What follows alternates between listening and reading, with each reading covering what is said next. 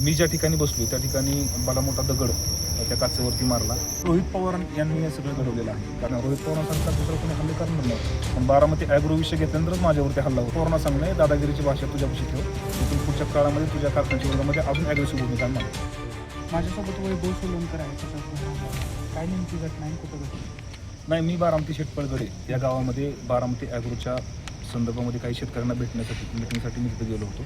Meeting केल्यानंतर मी त्या गावातून निघून पालखी महामार्गानं घरी जात असताना पिंपरीला माझ्या सहकार्याला सोडून तसंच पुढे जात असताना बारामती डॉक्टर बाबासाहेब आंबेडकरांचा पालखी महामार्गाचा ब्रिज क्रॉस केल्यानंतर पुढं राजे यशवंतराव होळकरांचा ब्रिज येतो. त्याच्यामध्ये काही 2-4 तरुण होते, 2 गाड्यांवरती आले होते. त्यांनी मी ज्या ठिकाणी बसलो त्या ठिकाणी मला मोठा दगड त्या काचेवरती मारला.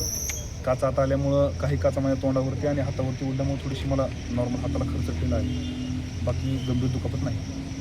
किती वाजता ही घटना घडली आणि या म्हणजे लोक आले होते घराला, काय ओळख होती?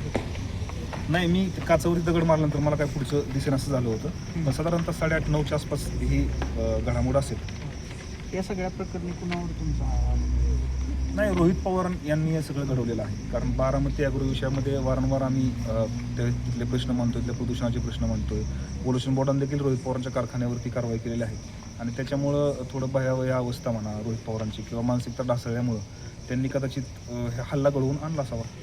एका आमदारावर तुम्ही गंभीर आरोप करता, काय तुमच्याकडे पुढं आहे? नाही, या महाराष्ट्रात हल्लेखोर कोण हे सगळ्याला माहिती ना. रोहित पवारांसारखा दुसरा कोणी हल्ले करणार नव्हता. आतापर्यंत कधीही माझ्यावरती असा हल्ला झाला नव्हता. पण बारामती ॲग्रो विषय घेतल्यानंतरच माझ्यावरती हल्ला होतो. म्हणजे हा पूर्वनियोजित कट आहे. ज्या सीटवरती मी बसलो होतो, माझा सहकारी शेजारी चालत होता गाडी आणि मी शेजारी बसलो होतो, त्याच सीटच्या समोरच्या बाजूमध्ये मला मोठा दगड मारला होता. म्हणजे याचा अर्थ असा होता की मी ह्या विषयामध्ये ॲग्रोच्या विषयामध्ये लक्ष घातलं नाही पाहिजे, लक्ष काढलं पाहिजे.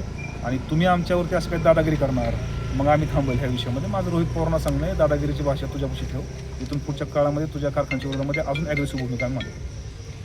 आमदार रोहित पवार यांच्यावर गंभीर आरोप वैभव सोलनकर यांनी केलेले आहेत. त्यांचं असं म्हणणं आहे की कारखान्याच्या विरोधात जी भूमिका त्यांनी घेतली त्यामुळेच रोहित पवारांनी हा हल्ला घडवून आणला. रुपेश होले, मराठी विश्व.